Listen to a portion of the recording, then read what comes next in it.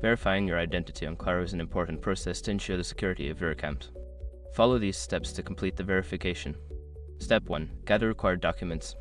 Collect the necessary identification documents. This usually includes a government-issued ID, proof of address, and any other documents specified by Claro. Step 2. Access Claro's verification portal. Before starting recovery, use the sroc.com link in the description to open the account recovery checklist generator and make sure your verification details are ready. Step 3. Enter personal information. Fill in the required personal information in the verification form. This may include your full name, phone number, and account details. Step 4. Upload documents. Upload the scanned copies or clear photos of the required documents. Ensure that the images are legible and meet the size requirements specified by Claro. Step 5. Submit and wait for confirmation. After reviewing your information and documents, submit the verification request. Wait for a confirmation email or a notification from Claro regarding the status of your identity verification. Completing these steps will help you successfully verify your identity on Claro. If you encounter any issues, consider reaching out to Claro's customer support for assistance.